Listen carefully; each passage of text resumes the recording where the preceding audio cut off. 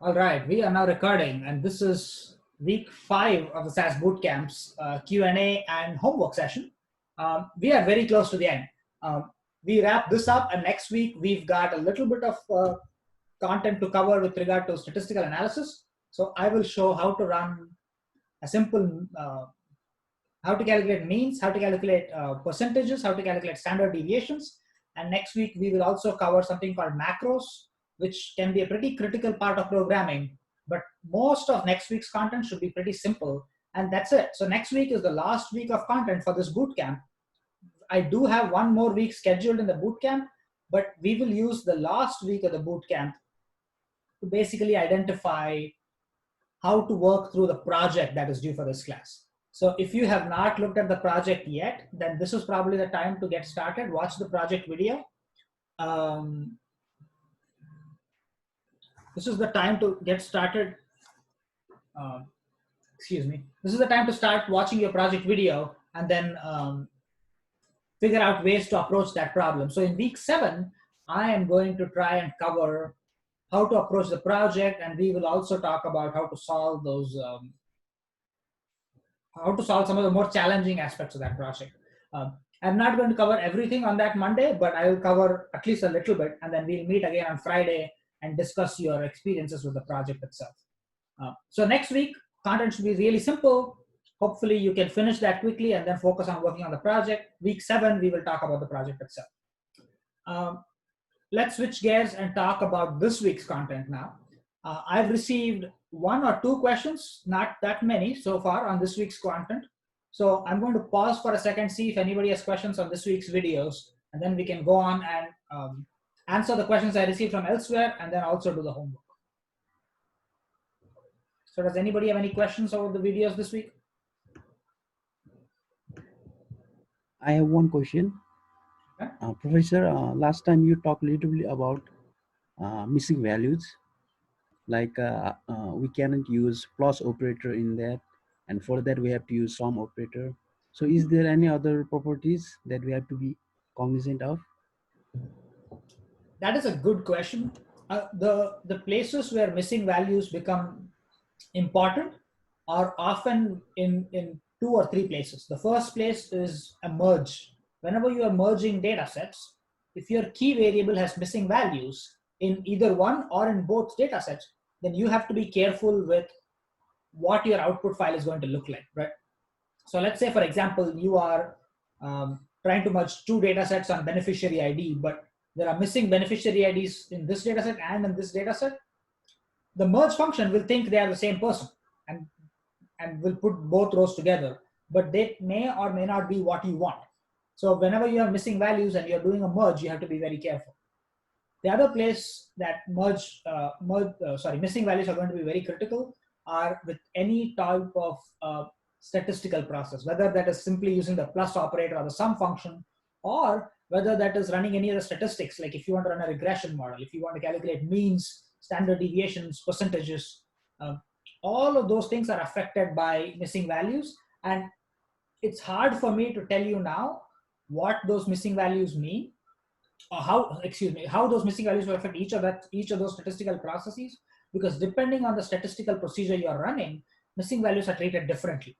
In some statistical procedures, individuals that have at least any one missing value in any of the variables get completely deleted. In some other statistical procedures, they are not deleted like that. So what I will say is that as you're working through any health outcomes project, just be aware of and cognizant of missing values. If you have a missing value where something should be just a 0, just go ahead and replace your missing value with a 0, because it's safer and easier when you don't have missing values. If you do have missing values, try to understand why they are happening and then figure out how that is affecting your analysis or your outputs. And just be careful is what I will say as a general advice, if you will. But Shishir, that's a good question. And some of that will just come with you learning and working on more projects and statistics, if you will. May I add up to something? Yeah. So does the SAS recognize the missing value as a string or numeric? Because it displays dot. So generally, as the SAS displays dot, it generally means strings, doesn't it? Again, very good question. So these are things, Shishir, that you would have learned if you had taken the regular SAS base SAS certification. So SAS, the company itself, offers some training programs that helps you learn about various things in SAS to get a base SAS certification. If you had taken those videos, and I think they are freely available on internet through LinkedIn if you want to do it, uh, you would have learned all these things. In this bootcamp, we just didn't have time to talk about all those things, right? I just assumed, or I made the jump that you will all learn about that on your own with your experience, as opposed to me having to teach that in this class in our limited time that we are spending together. So I did not cover that. All of that to say, I did not talk about the nature of missing values within SAS and SAS datasets, but the way SAS treats missing datasets, missing values, is actually different from string variables to numeric variables. Right? In a string variable, a missing value is just that. There is nothing there. There's no space. There's no period. There is no comma. Nothing. It's just two quotation marks with nothing in between them. That's missing value in a string variable. But in a numeric variable and in a date variable, if you have a missing value, SAS depicts that as a period or a full stop, if you will. So it's not the same depiction, but it functions the same way on the back end of SAS. Okay. Yeah. Does that answer your question? Yeah. And I would honestly recommend that those who take this bootcamp can still benefit from the SAS base certification videos that they have available for free, right? Those things are much more thorough and cover a lot of concepts in detail that we have just completely skipped or barely brushed over the course of this bootcamp. And taking those things can improve your SAS skills and will make sure you're more confident with the projects that you're working on. Taking the videos of this bootcamp alone can hopefully make you an efficient programmer for the health outcomes research that you might have to do in pharmacy administration. But it will not be thorough. You will not be an expert in SAS. And I say that knowing I am not an expert in SAS. I only know what SAS I need to know to accomplish my research project. That's it. Right? So depending on your experience toward the end of this bootcamp, you can choose to participate in those videos if you would like.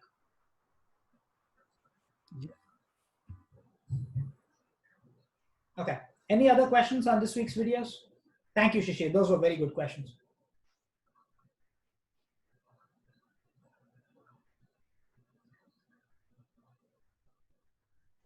Okay. I am not hearing anything.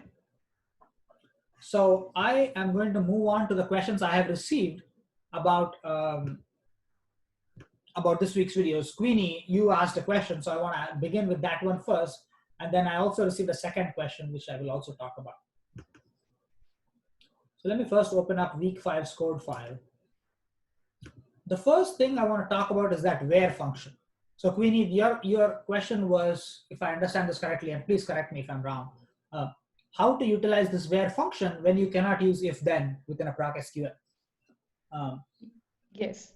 Is that right? Okay.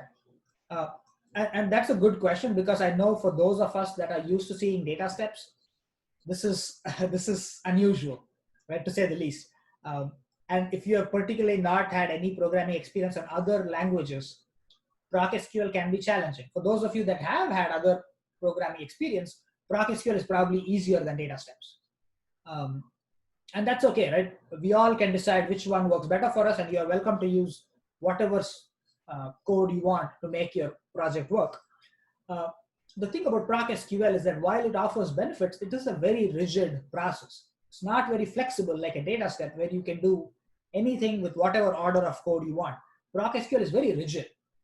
As part of that rigidness, what comes with that is that you cannot use any functions that are not listed here already, right? So the select from, where, group by, having, and auto by, those are the only statements allowed in proc SQL. And everything I say has a caveat, as an exception. For example, within proc SQL, you can use functions like create table, of course, but also something called alter table, which we did not cover in this bootcamp because I did not think it was necessary. But for the most part, as a general rule of thumb, these 6 statements that you're seeing there, select from, where, group by, having, and auto by, these are the only ones that you can use within proc SQL. So if you want to use a if-then statement, if you want to do something else like that, you can't do that in proc SQL. you'll have to make whatever you want to do work within this framework alone, right? So think about an if-then statement. In a classic data set, you would use an if-then statement to do one of few things, right? You would either use uh, the condition in the if part of the if-then statement to basically delete a row of data, or you would use it to create a new variable that is dependent on the value of something else. So you might say, if ADHD equals 1, then ADHD flag equals 1, or something else like that. So based on one condition, you would create a new variable uh, whose value depends on that condition. Those are the two most common use cases of if-then statements in a data set. In a proc SQL step, you will have to find ways to do the same things without an if-then statement. So for example, let's take the first one. If you wanted to delete rows based on an if-then statement, in proc SQL, you would delete them using the where statement. In the where statement, you can list the condition, and only the rows of data that meet that condition are retained in the final data set. All the other rows of data are basically deleted, which accomplishes the same thing as an if-then statement, right? The second use case, which is creating one variable based on the value of another variable, is not something you can directly do within proc SQL. You can create a new variable within your select statement. Let's say you are creating an age variable using the YRDIF function. You can create the age variable with the YRDIF function. Let me see if I can find an example here. Using something like this, right? You can do that. You can create the new variable, but if you want the creation of this variable to be dependent on another variable, you can't do that within proc SQL directly. You would have to basically use a where statement with an in operator or something else to make that work. So for things like that, I would just go back and use your simple data set. Right? But if your other use case, which is deleting rows, if that's what you're trying to do using an if-then statement, you can translate that to proc SQL very simply just by listing the condition that you want within the where statement. Does that answer your question, Queenie? Yes, it does. Okay, yeah. Well, I have another question for homework, the first question of homework one, but when you'll discuss it, maybe that time it will be clear. So okay. So before we go to homework one, I want to address one other question I received before we started this bootcamp. I received this over text, and I want to cover this before we wrap up. Before we move to the homework.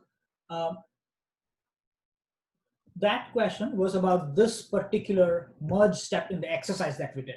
So for those of you that worked on the exercise, thank you. A special thanks to Shishir for answering the bonus question. Shishir, you receive 100 points for explaining why Roger Federer is the GOAT, by the way. Yeah, thanks. And I will add, hopefully you identified that I'm wearing a Roger Federer shirt today, which I specifically picked out for this video. And hopefully through other exercises this bootcamp or later through graduate school, I will have the opportunity to introduce you to more tennis history, Shishir. Yeah, sure.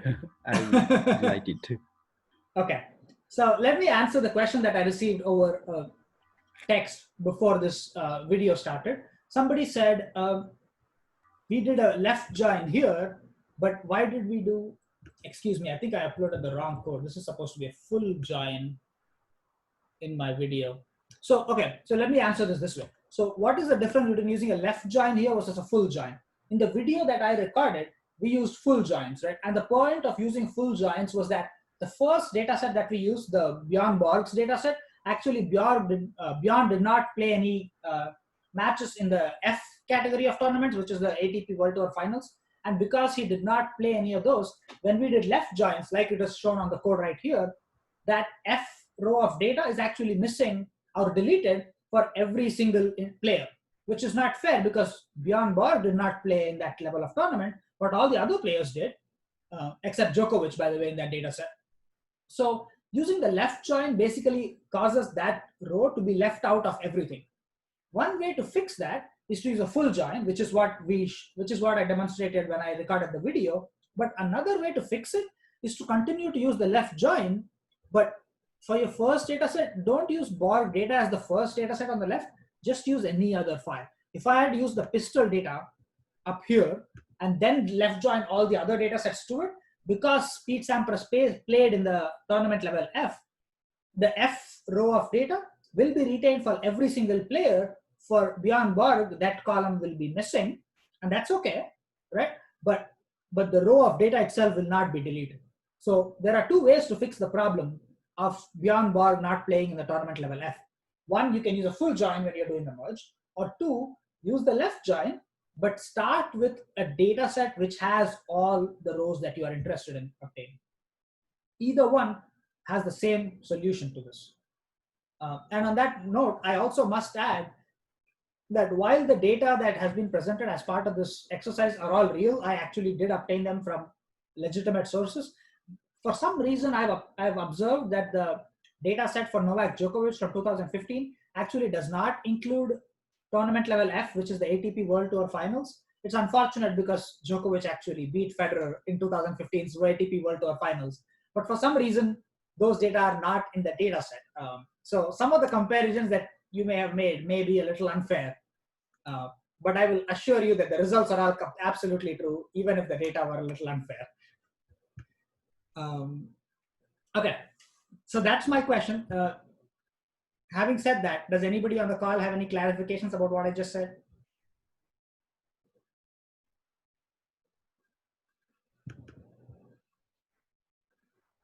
If not, I am going to start working on this week's homework, which is basically the same things as the content we covered in week 3's exercise 1 and objective 1.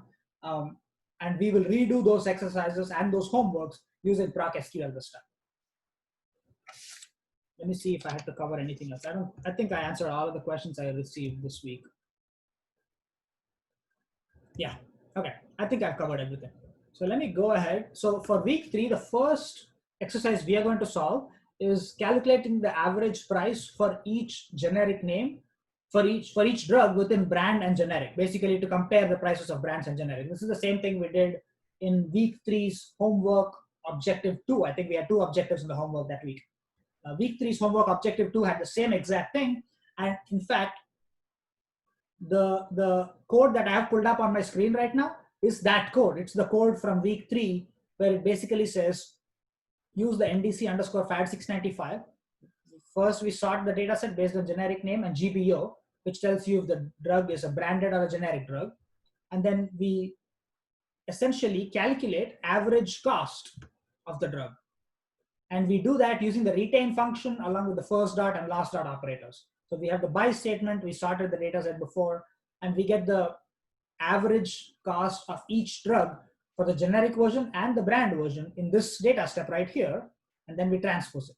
So what I'm going to do now is I'm going to actually just copy and paste this code and edit it to get to our week 5's homework.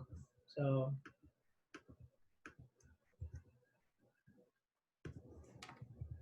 week 5, today's date is the 17th.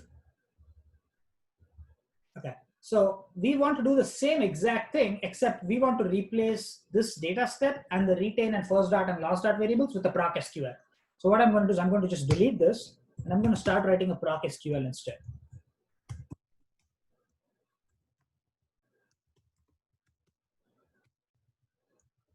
And you will see this makes programming so much easier, so much faster.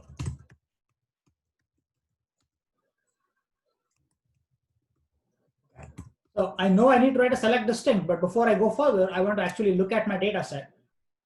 So let me run my lib name, open my data set, visually examine it before doing my proc SQL.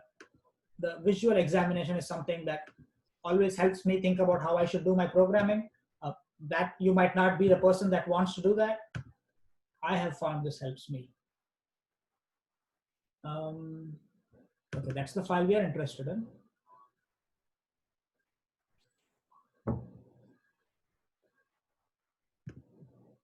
Okay, so we have NDC code, category name,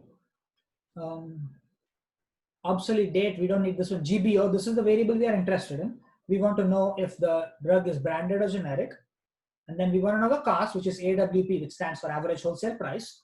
And then the generic name, which is we want to know for diazoxide, what is the average cost of brands, what is the average cost of generic. So these are the 3 variables I'm interested in for the purpose of this particular objective. So what I'm going to do is, let me go back here. I actually don't need my proc sort because if you remember from our videos this week, if you are using the group by operator within ProcSQL, you don't need to sort your data set first, unlike what you needed to do if you were using the retain operator within a data set.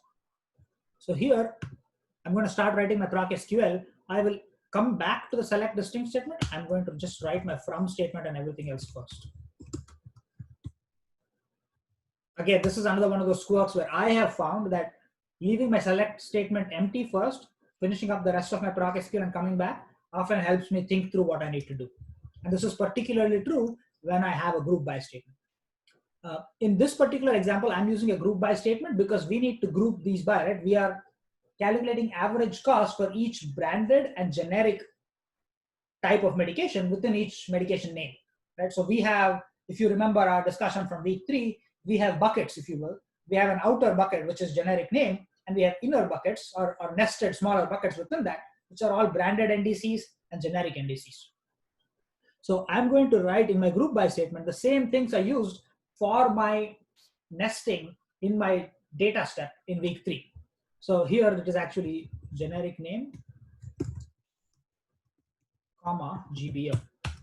Remember, in ProcSQL, you have to separate variables by commas. In data steps, you don't have to. So here I'm writing the comma. All right, so when you're using a group by statement, it's always recommended that you write the distinct operator after the select statement. And then the first thing you need to write after the distinct statement is the same variables you listed in your group by. So I'm going to copy this, paste. Okay, copy it and paste it. So now I have listed the same grouping variables in my group by statement and my select distinct statement. Every other variable I write in my select distinct statement has to be a summary variable. If I list any non-summary variables, that will throw off the entire process. So you have to be careful to include only the variables you want.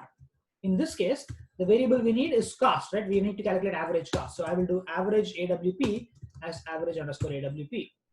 And that's it. So remember all those lines of code we had proc sort, which took what, 3 or 4 lines of code. Then we had a data step with retain, first start, and last start variables, which took what, 15, 20 lines of code. We've now accomplished that using a simple 5 to 6 lines of code here. Very, very simple, and it will give you the same exact result.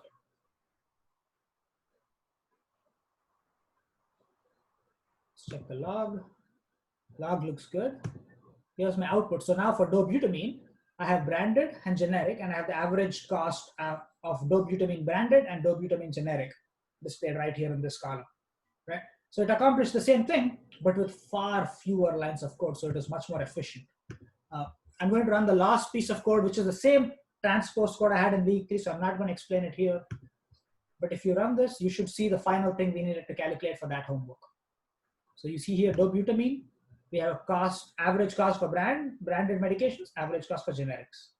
So that's it. That's the first objective in the week 5's homework.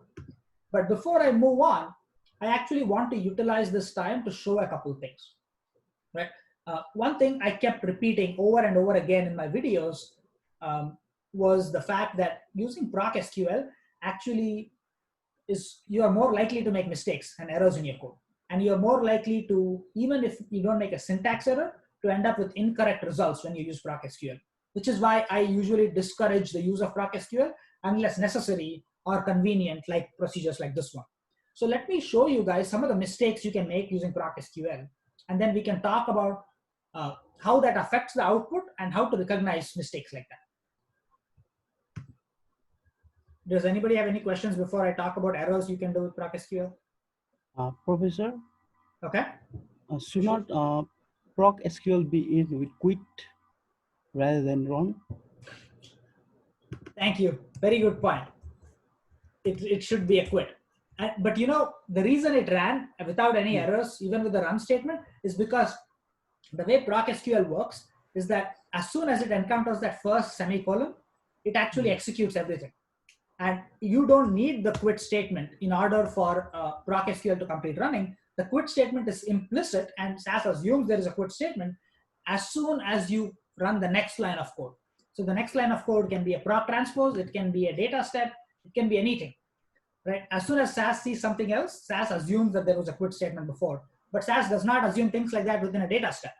So you can't skip the run, you can't replace the run with a quit in a data step. But in ProcSQL, you can do that. And in fact, the advantage of not writing the quit statement is that, let's say you want to follow up this ProcSQL with another ProcSQL. So let's say I want to write ProcSQL, create table ABC as blah, blah, blah, right? Whatever. Like, let's say I want to write this one. If you are following ProcSQL, right, with another ProcSQL, you can actually skip the ProcSQL command here if you don't write a quit.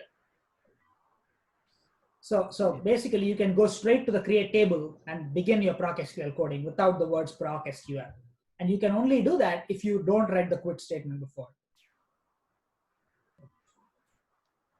Does that make sense? Okay, yeah.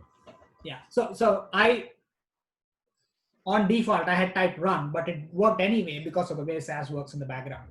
Yeah, I was surprised too how it worked after even typing run. Yeah. So even though quit is not required, I actually am used to typing quit every single time. If you want to be more efficient with your programming, you are welcome to just not write it. Sujit, I have a doubt. So Okay. when I think that's from homework 3. So the question is identify how many NDCs in each truck class are going obsolete in each year between 2000 and 2020. So in this case, we will use where function, right? Like where So year less than or equal to 2020, like 2020 to 2000, Queenie, something like this, can, right? can I interrupt you briefly? So we will get to that in a second. Let me finish this one because we had two Oh yeah. objectives in this week's homework. Okay. So the first one was calculating average price for brands and generics and comparing them. That's what we just finished. I will get to the number of obsolete NDCs in just a little bit. Yeah. Okay. Is that okay? Yeah. Yeah, I'll get there and we can answer your question at that point. For now, let me show what other errors you can make in ProcSQL. And I do want to spend some time talking about those errors because they are very, very common. The first error that I want to make in my ProcSQL statement is I want to leave out GBO from my select statement. Okay. Any guesses as to what will happen if I do this? Will SAS execute the code? I want to take guesses for these errors section that we are going to do.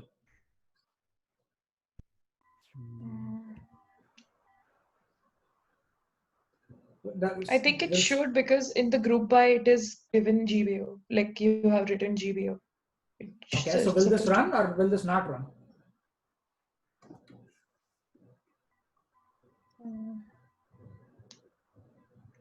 You can take a guess. It's just two options. It shouldn't, according to me. Okay.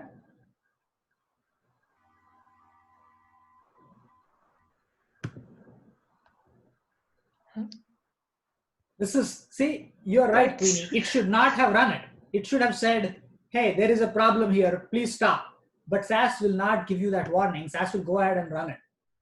Because in ProcSQL, it's very easy to make errors which are not syntax errors.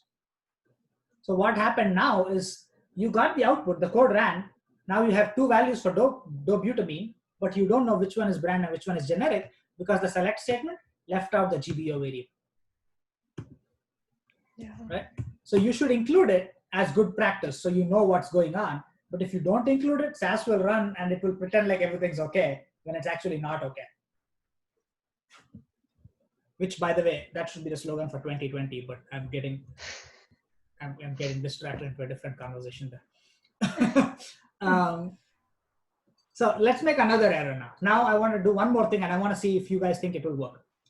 I will add, so if you open the NDC underscore FAT 690 dataset, you will see that there is actually a column of data called NDC underscore code. Okay. Now, if I add that to my select distinct statement, what will happen?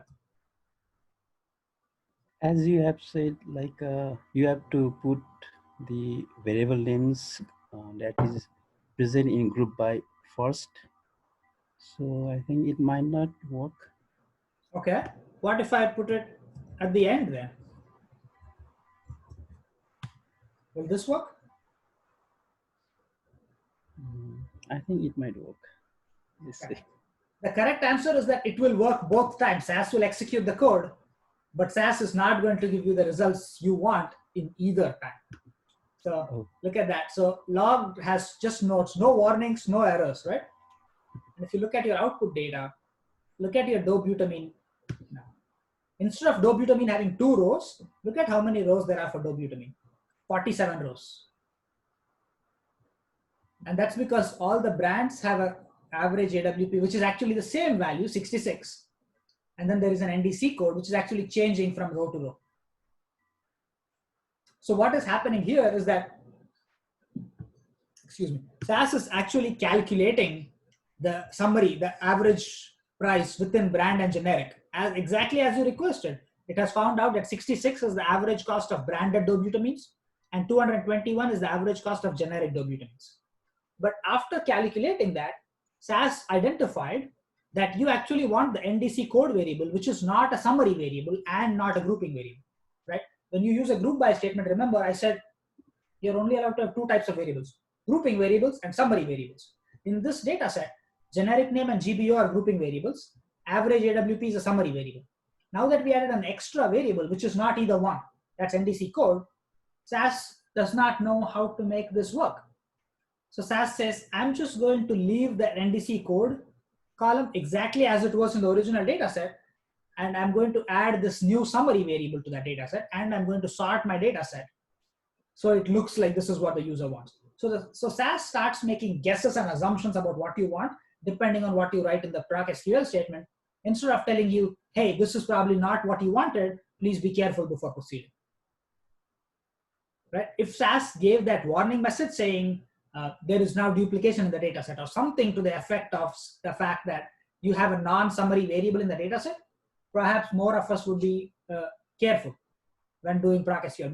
But I have seen a lot of errors happen in proc SQL because of this particular problem, where you leave out a non-summary variable in the select statement. The way to identify when this is happening, because sometimes when you write this in here, it's not easy to identify when this is happening unless you open and examine your data set.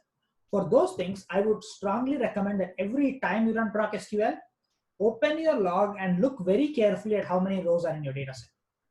Right?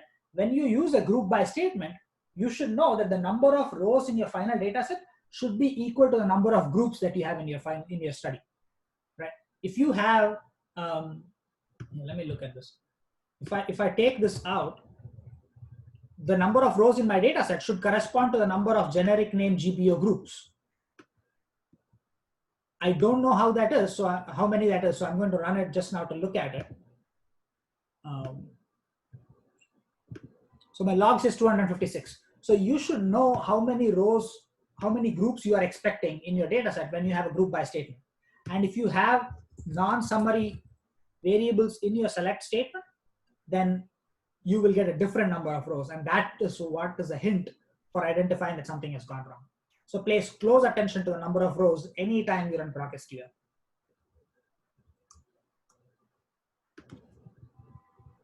All right, any other questions? I'm just curious what will happen if we swap the generic name with GBO in select distinct. If we just change the order?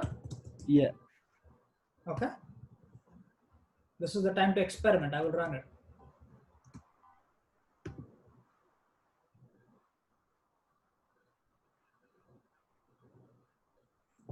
It doesn't change anything. It changes the order of the rows, but the data you get is still the accurate one. Right? So you might not want to look at a data set which has the inner nested variable on the left and the outer nested variable on the right, but it doesn't make a difference to the fact that the numbers are all correct.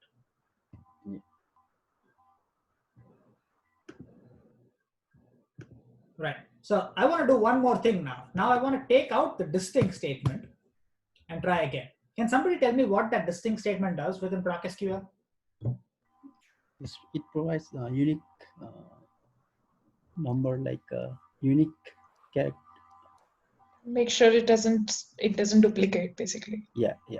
Both of you are correct. So it makes sure that no row of data happens more than once. So if all the values in a row are the same, the SQL statement will just output one row instead of two rows, right? It's a way to deduplicate your data set. So if I take this out, any guesses for what will happen? We have to insert order by instead of group by.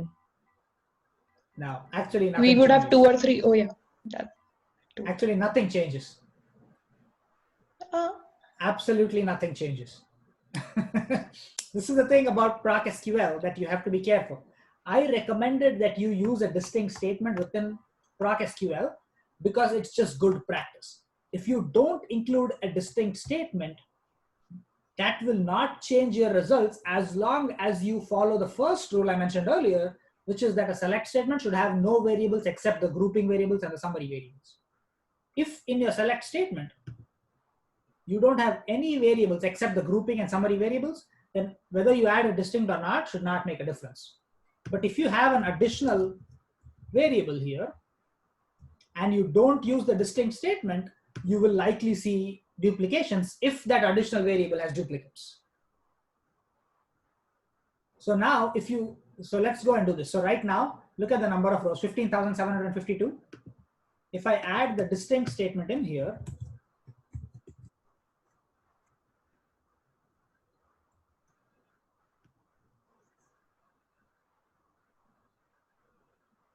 we get 13,000 rows. So the number of rows decreased by about 2,000 just because we added that distinct statement. Let's go back and see where it decreased, right?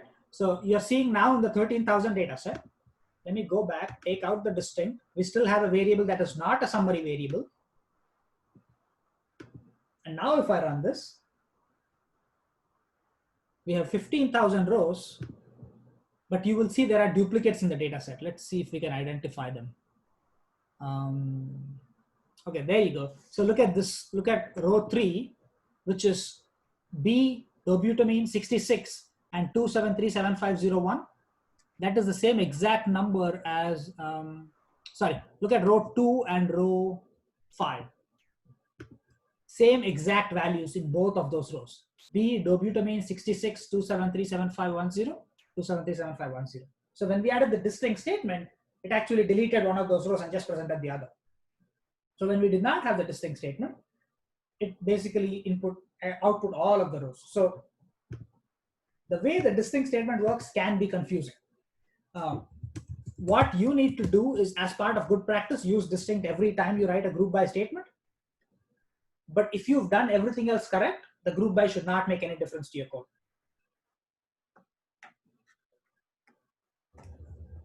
If that is a little confusing, I understand. And this is part of the reason why I strongly advocate against using Proc SQL for every single step in your project. I would encourage you to use data steps wherever necessary and possible, or wherever you have the patience to do so, and use Proc SQL, but use it sparingly. It's a powerful tool that can go wrong very easily. Okay, I'm going to delete this, and then I'm going to show you one more thing. Let's do this. So any questions before I move on to the next type of error you can make in Proc SQL?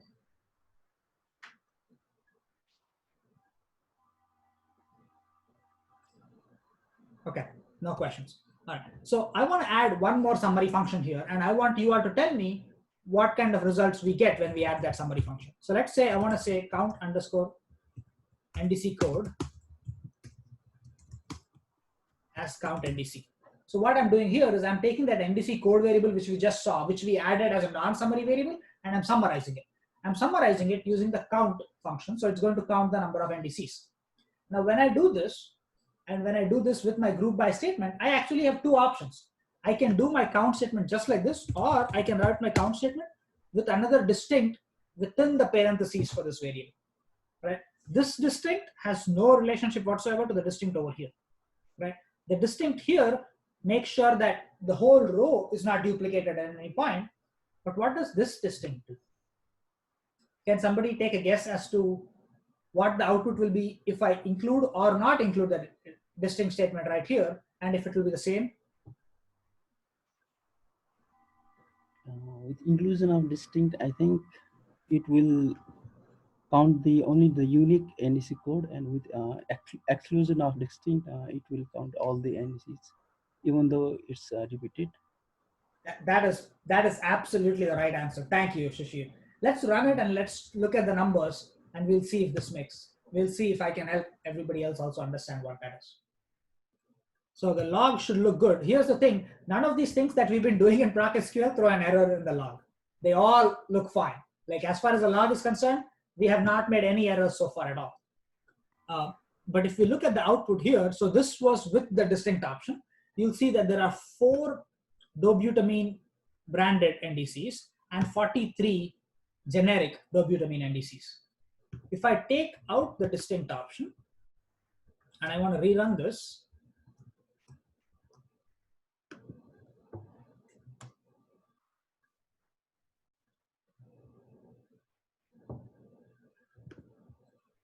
okay, now we have 12 branded NDCs and we have 129 generic NDCs. So which is the correct number, right?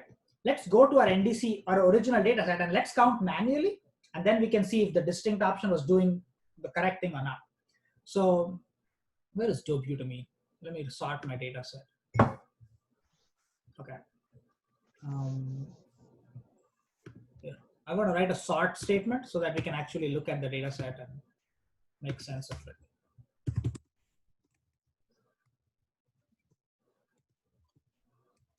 I will delete my sort statement right after I'm done writing, so please excuse me if this is a little messy.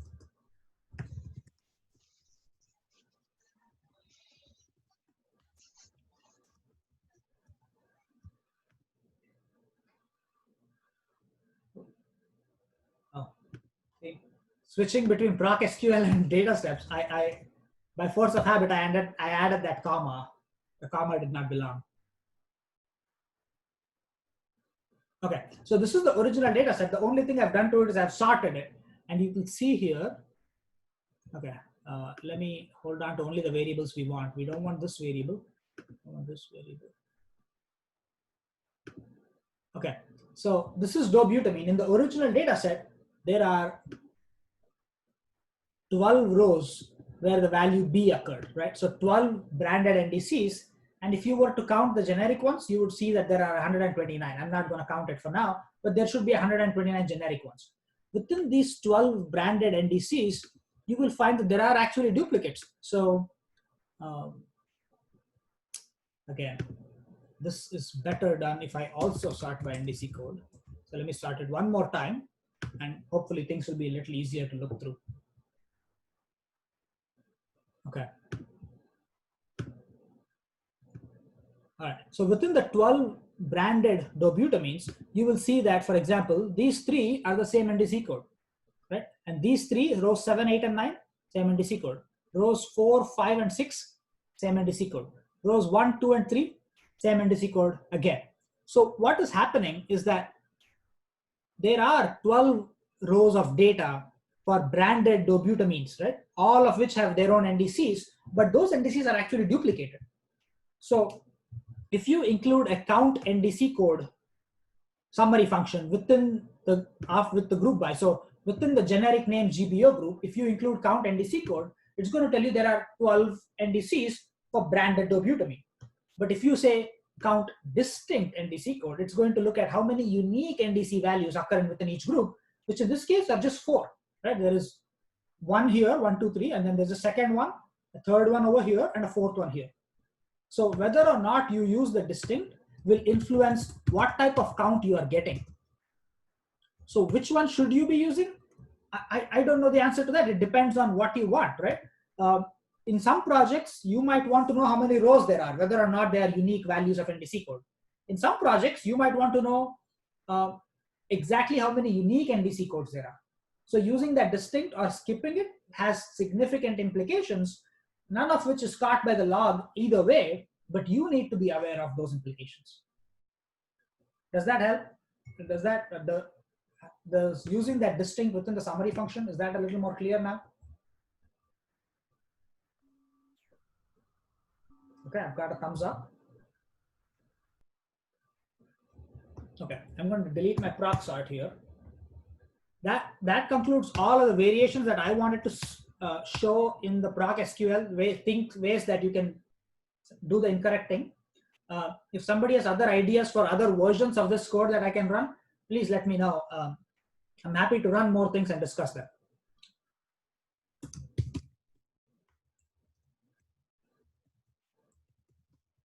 If I don't hear anything, I'm going to move on to objective 2 in week 5's exercise, which is actually the same objective as the exercise in week 3. So I'm going to copy and paste that code to do this.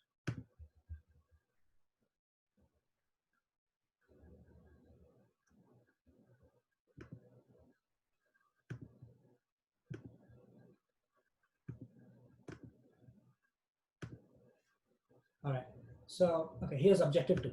So in objective 2 of the week 5 homework, which is the same as week 3's exercise, the goal was to identify how many NDCs go obsolete within each year from 2000 to 2020, right?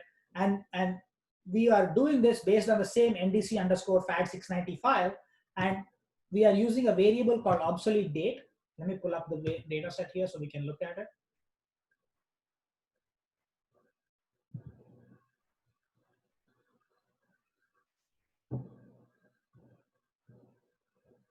Okay, we are using this variable, which is the obsolete date, to identify how many NDCs are going obsolete within each generic name, within each class of medications.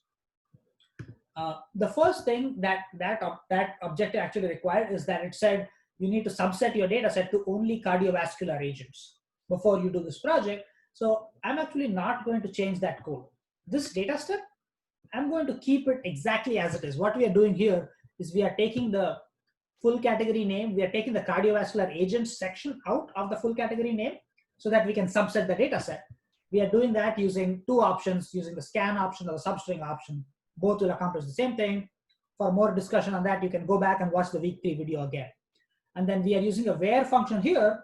The where function within a data step does the same thing as the where function within a proc SQL. It subsets your data and it only holds on to those rows of data that meet the condition written down. Here the condition is that the lowercase full category name variable should contain the words cardiovascular agents. And only those rows will be in your output data set, all other rows will be dropped. And then I have a new date variable. This new date variable basically takes obsolete date, which actually is a date time variable. Date time in the sense that it has both the date and the time recorded within that variable. We are only interested in date. So I'm getting the date out of that date time variable using the date part function, and then I'm formatting it as a date9 variable using the format statement. And then I'm taking that new date and I'm calculating the year using the year function. The year is basically there because we are only interested in knowing what year the NDC expired. We don't really care about the month or the date of which it was expiring, just the year. So this data step, I'm going to run exactly as we did in week 3. I'm not changing anything about it. And I wanted to use this example because I want to demonstrate that if you want to complete a project, you will have to find your soft spot, your ideal combination of data steps and proc SQLs to complete the project. You should not have to rely on only one of those two things. Both of them are used to accomplish the same objectives, and you need to find the right balance between those two in your project. In this particular example, this data step is incredibly efficient. It is accomplishing everything it needs to do in really simple ways. Yes, I can do the same thing using proc SQL. In fact, I can do all of this objective within one proc SQL.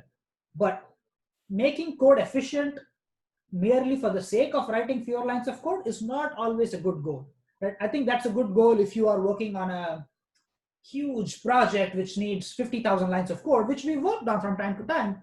But even for those projects, what ends up happening is that you often have more than one programmer, or you're collaborating with multiple people. And when there are multiple people involved, if you condense code too much to few lines, it becomes hard to understand, in which case I would say just use the data step instead. Right? So this is my balance for data steps and proc SQLs. Every one of you that is listening right now, you decide where your balance is. Obviously, I think my balance is better, but I don't think that's fair to say because we all have our own ways of coding, and as long as the code works and is understandable to other people, it's fine. So for the purpose of this objective and this homework, I'm going to leave that data step exactly as it is. But this next step where we have to use the retain function with the first and last variables to basically count how many NDCs are expiring, I'm not going to use data steps for that. I'm going to replace that part with procSQL. So create table. I'm going to use the same data set name, method 2 as select distinct. I'm writing a select distinct because this is a group by statement. I'm going to leave my select statement empty. I'll come back to it later. Cardio underscore NDC, group by. And in the group by here, I'm going to need the same grouping categories as I used in defining the buckets in week 3, right? So I'm going to paste those variables here, except I need a comma because this is procSQL, and a semicolon, and then a quit. Not around a quit. Okay. Within my select statement, I first have to write the same grouping variables. So I'm going to copy and paste this here. And then I now need summary variables. The only summary variable I'm interested in here is count NDC code.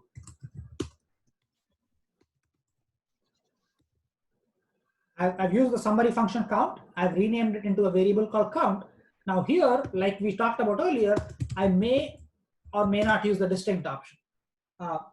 What do you all think? Do you think I need to use the distinct option or not use the distinct option here?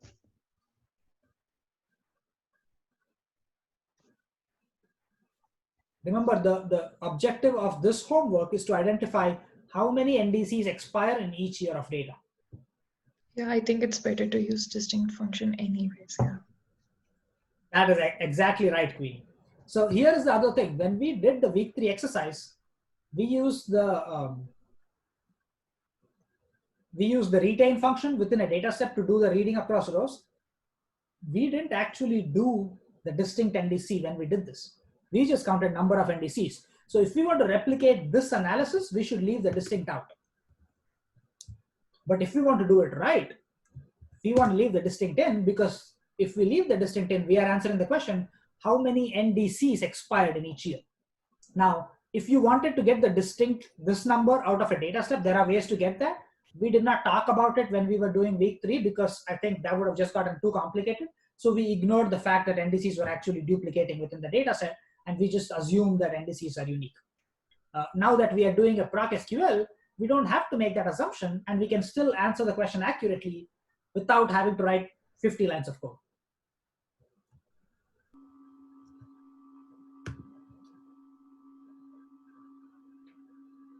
Shishir, did you have a question?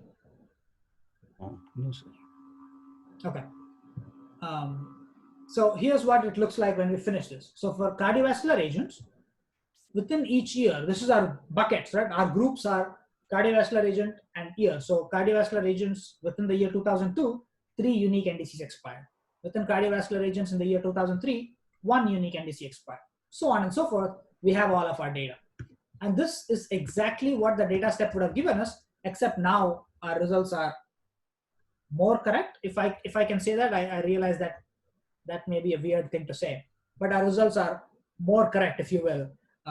But once we've gotten that, everything else in the homework from week 3, in the exercise from week 3, I don't have to change. The same exact thing. I'm just going to run both of these. And that should give me the output we want. Homework 2. Okay, so now after transposing that initial data set, we've obtained a data set where each subclass within cardiovascular agents has 1 row of data. And for each of those rows, we know how many unique NDCs expired in 2002, 3, 5, 6, so on and so forth. We've got every single row of data we want. So we've basically managed to go from 50 or 30 lines of code to now having 15 lines of code because we substituted the retain statement with the procSQL. And wherever you are using group by, I would recommend using procSQL for grouping. It's just so much more efficient to do it this way. All right, so that's homework objective 2 for week 5. Any questions?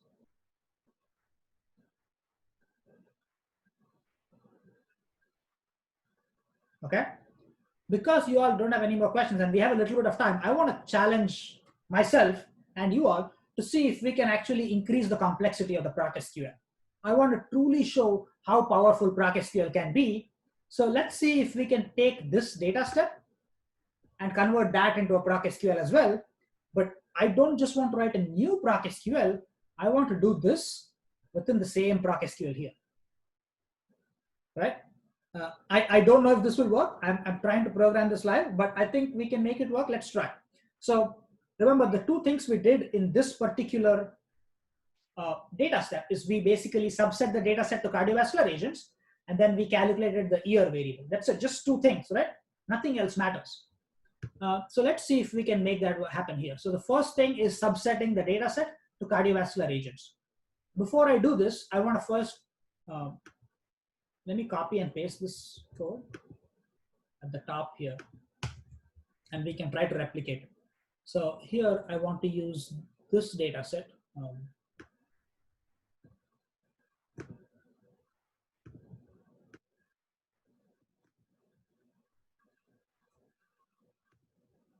Okay.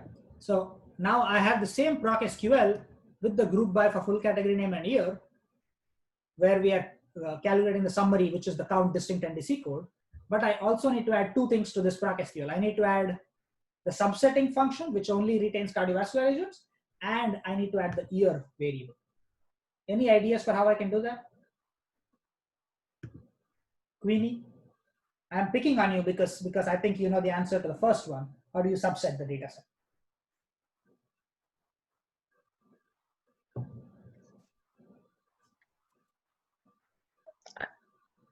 Like using the proc sequence, right? Yeah, within this proc SQL step, I want to subset my data set. What statement in proc SQL lets you subset a data set? By subsetting a data, I mean deleting some rows. How do you delete rows within proc SQL? When? There is no when statement, Queenie, but you're close. Actually, the thing is that I'm not able to see the screen clearly. It's a little blur. So. Oh, is it blurred for everybody else too? Yeah, same here. I was curious. Yeah. It was just me. I'm sorry. It must be my internet. Yeah. Okay, let me read out what I've written on screen. Yeah. See if that will help. So earlier, I wrote code which basically said create table, select distinct full category name, comma year, comma count distinct NDC code as count. And then my from statement basically had the NDC underscore FAT690 file and a group by where I included my two grouping variables, full category name and year. Right? That is the proc SQL code that I'm selecting here. So it may be blurry, but that's what I've written here. And now it's clear. Yeah, now it's clear. Okay, great. Okay, so let's go back to that other question. How do I subset my data set within this proc SQL? Or how do I delete rows within this proc SQL step? We can use where statement. There you go. Queenie, you were right. You said when, but I think you meant Where? to say where. Oh, sorry. I meant to say where. I accidentally said when. Sorry. It's fine. Yeah, I understood that you knew what you were talking about. Yeah. But yeah, the where statement will help us do the subsetting, which we are doing within this data step. So I'm just going to copy this condition, paste it. Oop, what did I do?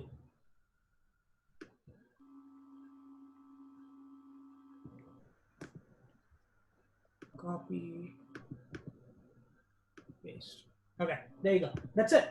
So we had written all of these lines in code in the data step. So now I can do that by simply adding a where statement here. Next, how do I do the year variable? Ideas. It's again easy. The screen is. Yeah, how would you do it, Shishir? Is the screen blurry again? Yes. Well, you can tell me. Perhaps you can't see the screen, but I will read out loud as I type. We can do in select distinct statement.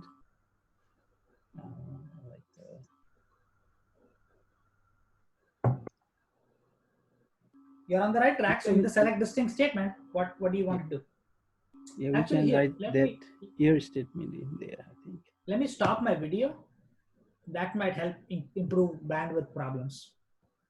Is it better now? A bit. A little bit. Yeah. Okay.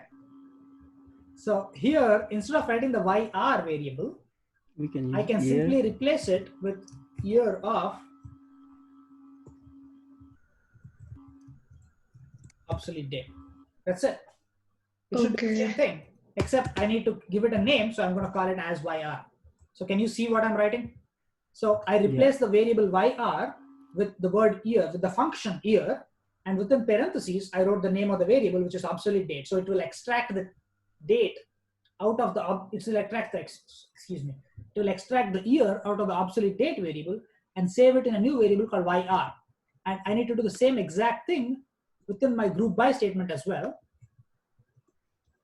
I So have a instead of, doubt, a quick doubt. So I think that this is like I understood this, but do you think that if I do like year less than equal to 31st January 20 less than or equal to 2020, 31st January 2020, would that work?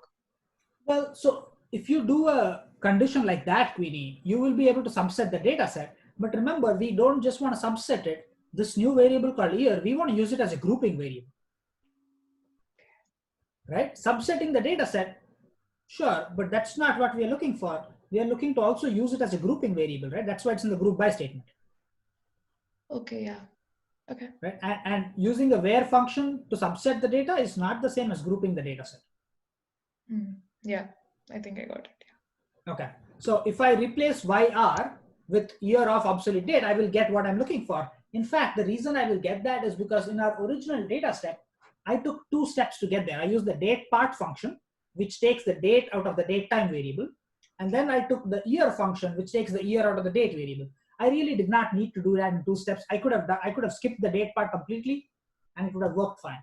But if you prefer to see the date part, we can still do that too. So I can just nest functions within each other. I hope you can see my screen right now. Is this clear, Winnie, Shishir? Yes, it is. Okay. So what I'm doing here is I'm running the year function on the date part function, which is running on the obsolete date variable. So the obsolete date is being converted into the date variable by the date part function. And then that is being converted into the year variable by the year function. So if I run this code, it should basically do the work of both this data step and the proc SQL underneath it, all in one step. Let's see if it works. It's possible this will not work. Okay, we got an error. What does it say? I think we have to write the same statement, like date part as well in group by statement. I don't think that would make a difference, but let's try. I think the problem is that it does not like me using a summary function or a function within the group by statement. So do we have to like write down as YR, or just we can just write YR? Let me read what this error is saying. Syntax error expecting one of the following. Okay, it's expecting a comma. Okay, so yeah, I'm guessing that it doesn't need a name because the renaming function only is within the proc is in the select statement. Let's see if this works. No, didn't work again. Librefs are restricted to 8 characters. Cardio underscore NDC class has been truncated. Oh, excuse me, I've got a typo. Why does this say, okay, my dataset name was incorrect there. And, well, and I violated the rules of proc SQL. Remember proc SQL says so few workers go home on time. So few workers go home. So W comes before G, but I have listed the order incorrectly. Okay. So now I listed the where statement before the group by statement. So what it's going to do is it's going to subset the data and then it is going to group the data set. Let's see if this will work. Okay, I think that ran. Log statement looks good. Output data. That's the same thing we were looking for earlier, right? Yeah, that's it. I think we got it. So now we've managed to basically replace one data step. If you remember in the original week 3 exercise, we had a data step, a proc sort, and then another data step, which did the retain function. We've replaced all 3 of those data steps with one proc SQL step. Right? So proc SQL can be very, very efficient, incredibly powerful. But again, it's easy to make errors, so you have to be careful using it. If this makes sense, this is all the things I wanted to cover in this week's class. Any questions?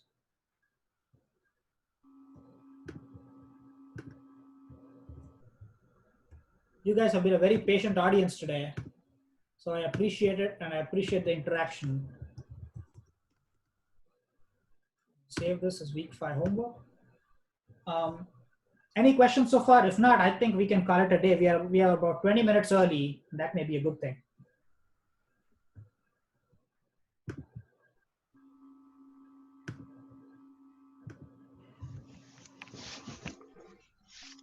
All right, I'm not hearing anything.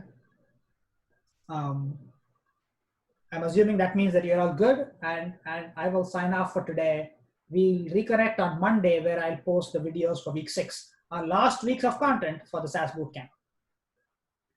Yeah. Okay.